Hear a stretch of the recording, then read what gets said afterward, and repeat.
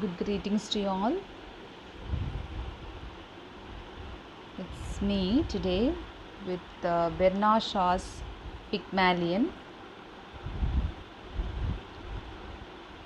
George Bernard Shaw was born on 26th July 1856 and died on 2nd November 1950.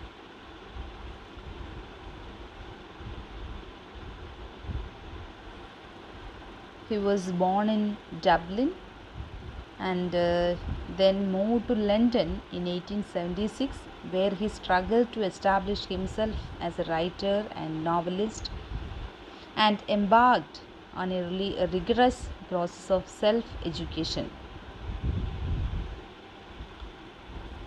Among British dramatists, as second only to Shakespeare, analysts recognize Shaw's extensive influence on generations of English language playwrights. The word Shavian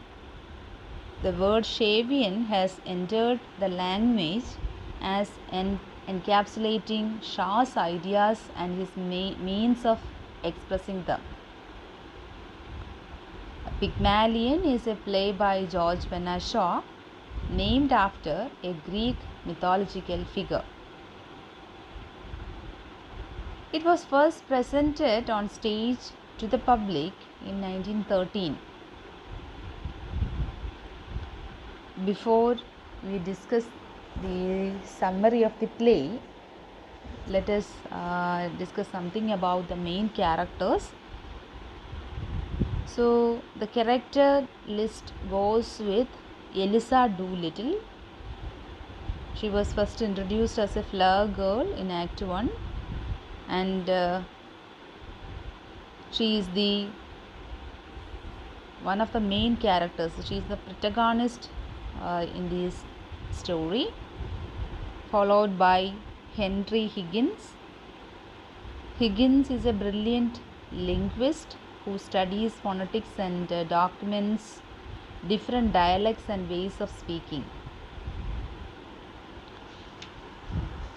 Then we have Colonel Pickering. He is a gentleman, a colonel and an academic who studies Indian dialects. While he shares Higgins' interest in linguistics, he is not as extreme in his devotion to his intellectual pursuits. Then Freddie Ensford Hill. He is Clara's brother who becomes fond of Eliza in Act 3. In Act 5, we have learned that he has been writing love letters and Eliza perhaps wants to marry him. And then we have Clara Ensford Hill. From a rather wealthy family, Clara is fed up with all the rules of proper manners of her class. Then we have Alfred Doolittle, who is Eliza's father, who appears at Higgins' house in Act 2 asking for money in return for allowing Eliza to stay in Higgins' house. Then Mrs. Higgins, that is Higgins' mother. Then we have Ezra D. Vanafler, a wealthy American who leaves money for Mr. Doolittle in his will. So these are the main characters comes in the play. Now over to the play Pygmalion. It's a play by Bernard Shaw in which linguistics expert Henry Higgins teaches a flower girl or a flower seller, Eliza Doolittle, to speak the dialect of upper class English society.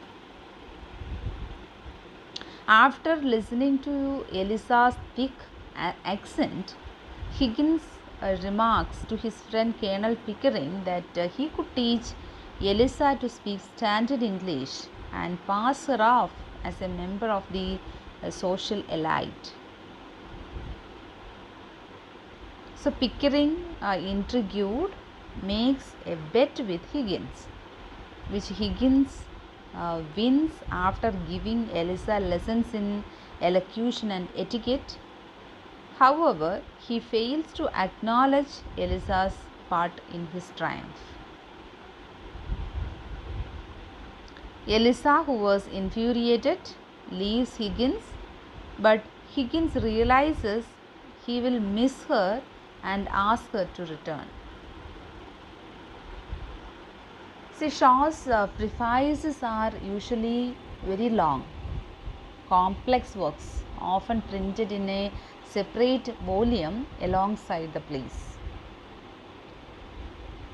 So, the preface to Pygmalion is brief by Shavian standards.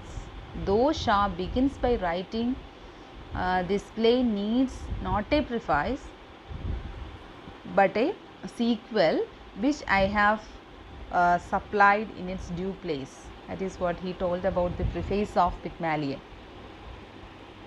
The preface deals mainly with phonetics and suggests various models for Henry Higgins, particularly the phonetician and the grammarian Henry Sweet. The first act begins at 11:15 p.m. on a rainy summer's night in Covent Garden. So there you see Freddie Ensford Hill is attempting to hail a cab when he bumps into a flower seller, Eliza Doolittle, spilling the contents of her basket on the street. As she remonstrates with him, a bystander points out that a man with a notebook is writing down everything they say. A crowd begins to assemble, and there is a general assumption that the note taker can be a police agent. However, he soon distracts them by telling all who address him what part of London they come from. When challenged to perform the same feat with a gentleman who is standing nearby, he promptly identifies the man's hometown, school, university, and most recent residence with the words Cheltenham, Harrow, Cambridge, and India. The gentleman is impressed by this accuracy and identifies himself as Colonel Pickering. The note taker was really Professor Higgins. Both have published books on phonetics and are familiar with the other's works.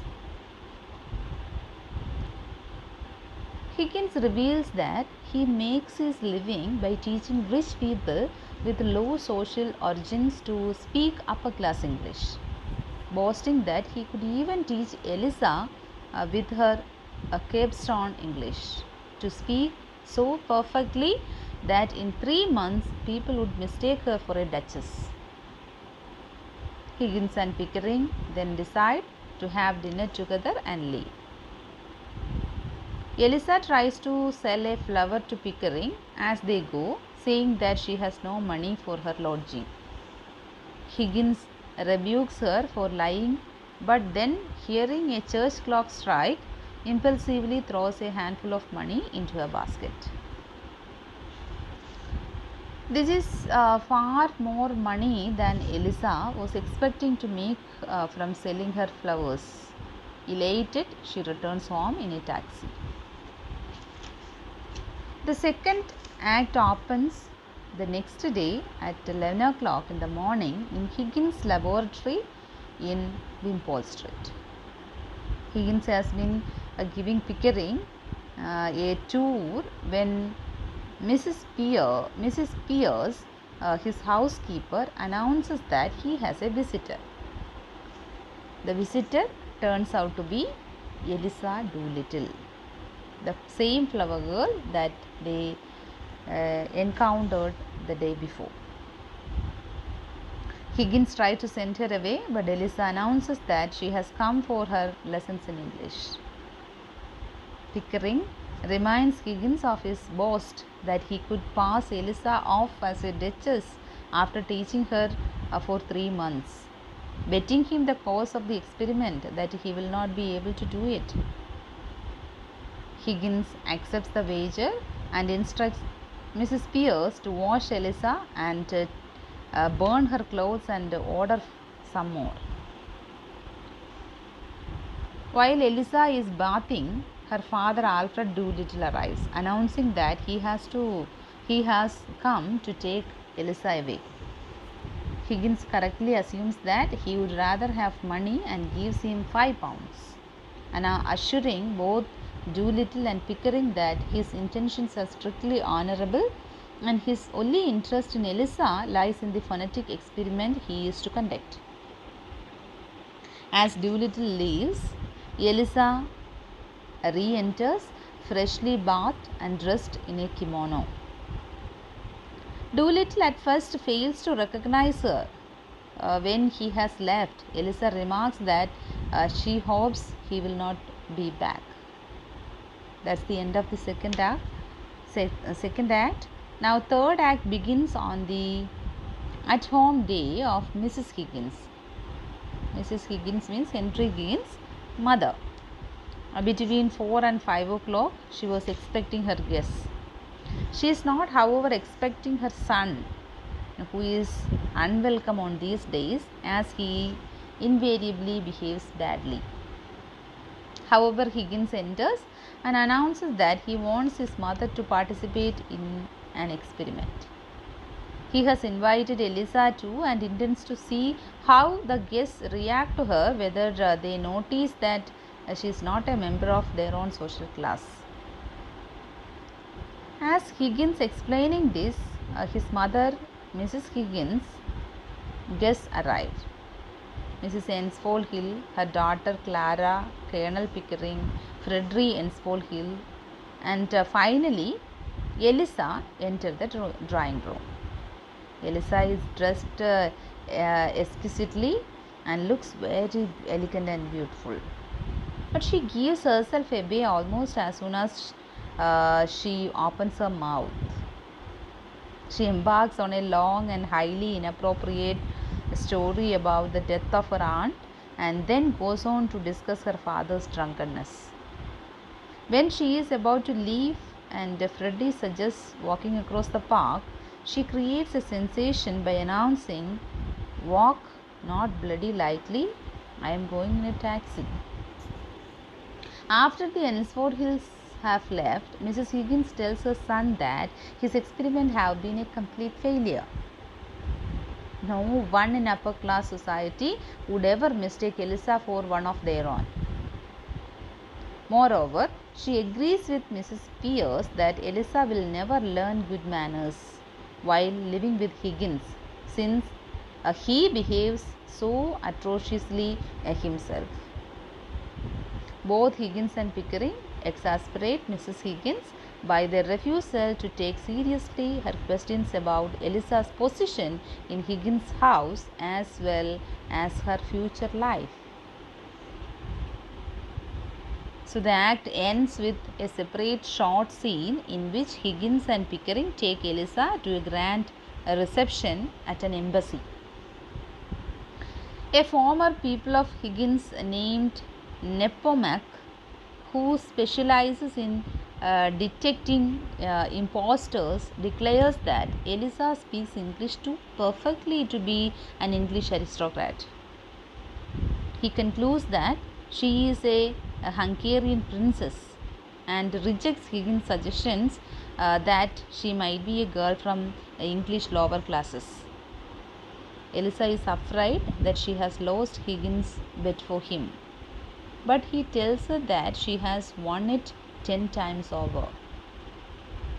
That's the end of third act. Now fourth act takes place at midnight in Higgins, again in Higgins' laboratory. Higgins, Pickering and Eliza all enter wearing evening dress. Higgins has won his bet, but he is now bored by the whole matter and wants to go to bed. When he starts searching for his slippers, Eliza throws them at him in a rage, showing her anger at his neglect and his refusal to acknowledge her role in the success of the experiment. She is so upset. Because her future is so uncertain that now that the experiment is over, she doesn't really know what to do in her future. She is no more a low-class flower girl to go and sell the flowers. Now Higgins suggests without much interest that she might marry, or that Pickering could set her up in a florist shop. His obvious lack of concern further enrages Eliza, and she asks Higgins with cold formality to look after the jewels she is wearing, since she would not want to be accused of stealing them.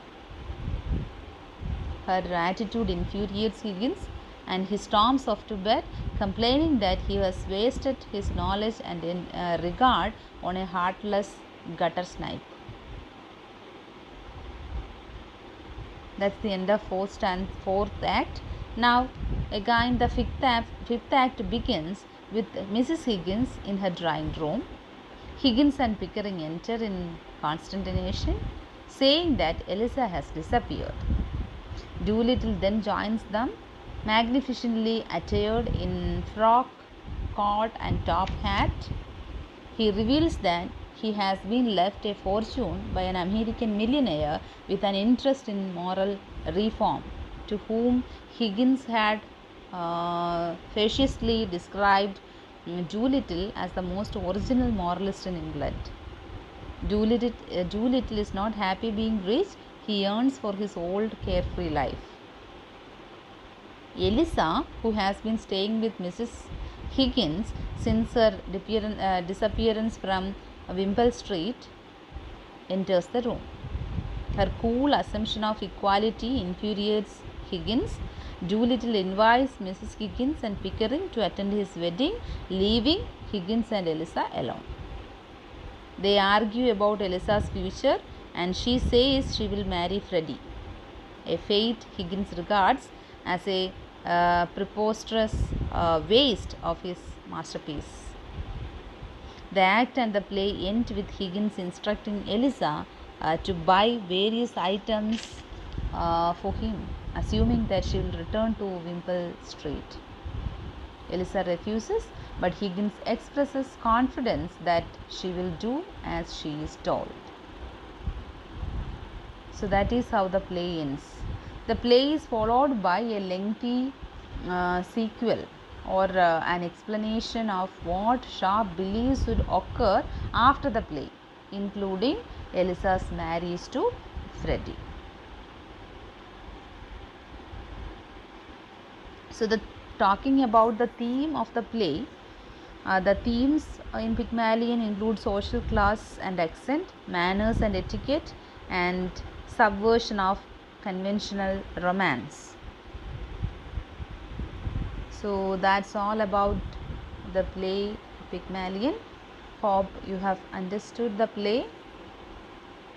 Keep watching my videos, and please do subscribe and hit the bell icon for further notifications about my uploads.